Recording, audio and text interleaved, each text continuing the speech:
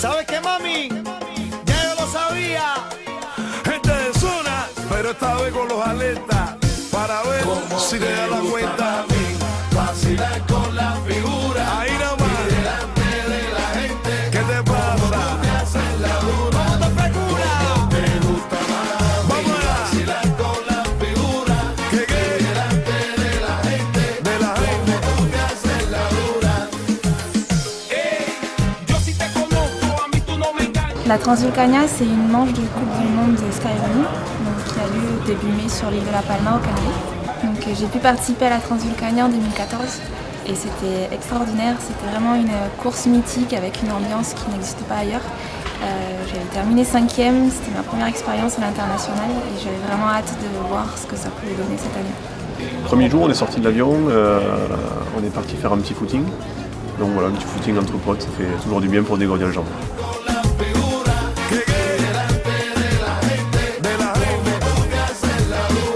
Conmigo no hay aquello que mami te castrama ni pongas más carteles. De eso estás consciente que me sobran las mujeres. Le deuxième jour, on est allé trottiner au Roque de los Muchachos. C'est le point culminant de l'île. Il faisait un temps super, on s'est vraiment régalé, des paysages magnifiques. Voilà, une super journée entre copains. Ahí nomás. Para mi concierto. Ole. Y no lo hagas más. Negué. Lo que dice la gente. On est à J-2 avant la course, du coup là c'était journée de repos. Donc on a profité pour faire un petit peu de tirement sur la plage. On est allé voir le kilomètre vertical, voir un peu les puristes de la discipline. Ça met un peu dans l'ambiance, la veille de la course, c'est sympa.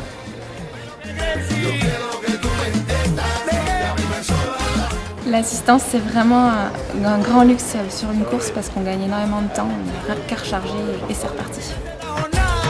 Con papi te la ganaste. Comenta en toda La Habana. Negué. Lo que dice la gente. Ahí nomás. Entrar a mi concierto. J-1 avant le départ, on part trottiner 40 minutes avec les copains, c'est parti.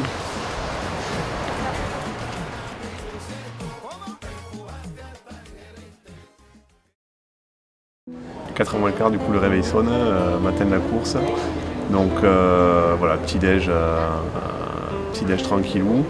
Et on a fait quoi, 45 minutes de route pour aller sur la zone de départ. On arrive au phare de Fuecaliente.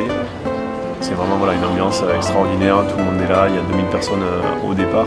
C'est vraiment incroyable, donc du coup, impossible de trop s'échauffer en fait. On arrive directement sur la ligne de départ. On se place là, on est avec tous les autres coureurs, c'est impressionnant mais envie de partir.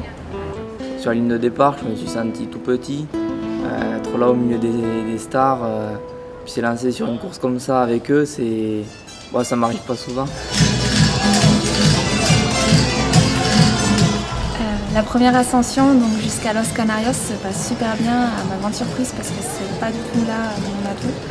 Et arrivé à Los Canarios, la foule qui nous acclame, ça nous met dans l'ambiance directement et ça promet d'avoir une superbe ambiance tout au long de la course. Premier ravitaillement, El Pilar, c'est perdu, mais il y a tellement de monde après la première bosse, c'est exceptionnel.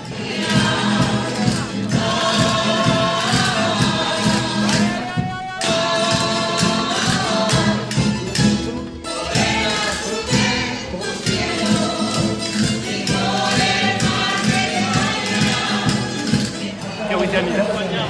Elle arrive? Ouais, je me débrouille. Priorité à Mise. Anne-Lise arrive quasiment en même temps que moi en fait à El Pilar.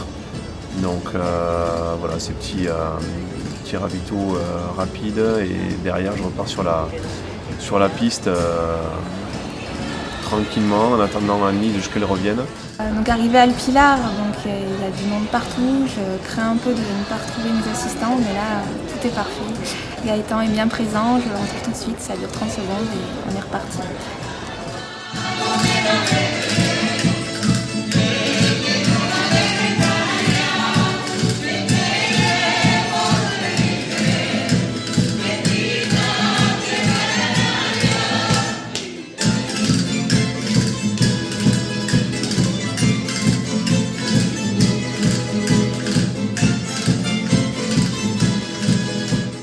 passage du Pico de la Nieve à le Roquet est compliqué parce que c'est vraiment la partie difficile où il faut relancer, où ça monte mais pas assez pour marcher. Et là, je retrouve Clément, donc à la fois un peu déçue pour lui parce que je l'espérais bien devant. Et à la fois, bon, je me suis dit que la descente c'est vraiment rude, tous les deux. Donc ça donne un peu de courage pour aborder ce descente très difficile. J'étais vraiment dans le dur avant d'arriver à El Roquet. Du coup, Annelise me rattrape et puis on a décidé de faire la course ensemble, de se motiver mutuellement pour aller au bout, quoi, puis c'est une belle aventure. C'est un sport individuel, mais aujourd'hui il y avait un enjeu assez important et j'ai joué mon rôle d'équipier jusqu'au bout pour aider Annelise à comporter cette deuxième place. Moi j'étais là juste pour le côté ambiance en fait ici, parce que je savais très bien que ça allait pas le faire, je manquais de préparation. J'étais venu juste là pour profiter de cette ambiance des Canaries et de la Palma. Et au Pico de la Nieve, j'ai préféré rester raisonnable et avoir fait que 42 km. Quand on arrive sur la dernière ligne droite, tous les gens sortent des cafés, nous acclament, les enfants viennent nous taper dans les mains. C'est juste magique. Donc là, on essaye de tout faire pour retenir les larmes et on les retient pas très longtemps parce que sur la ligne d'arrivée, c'est un peu l'explosion d'émotions. Un mal pour un bien d'être arrêté, ça a permis de vivre l'arrivée superbe en fait d'Annelise et Clément parce qu'ils ont quand même fait une super course d'équipe où Clément s'est vraiment donné à fond pour Annelise, pour la mener aussi jusqu'au bout et pour la pousser parce que la néo-zélandaise revenait derrière.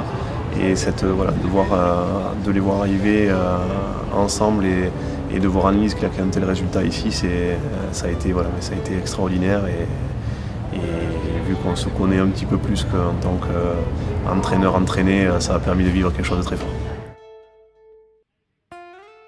J'ai pas fait la course que j'espérais, mais de voir Annelise sur le podium d'une course de ce niveau-là, c'est super. Venir courir à La Palma, c'est assez exceptionnel parce qu'on sort un peu du quotidien, c'est une île au milieu de l'océan. Puis la course, il y a un plateau de coureurs assez impressionnant et toute une ferveur autour de cette course, c'est magique. Sur ces courses-là qui sont si mythiques, en fait, il faut continuer à participer parce que c'est génial qu'on peut s'aligner avec un plateau exceptionnel et à la fois c'est aussi les plus belles courses du monde qui nous offrent des paysages magnifiques où le plaisir est là à chaque instant, même si le niveau est toujours plus dur et ce ne sera jamais facile.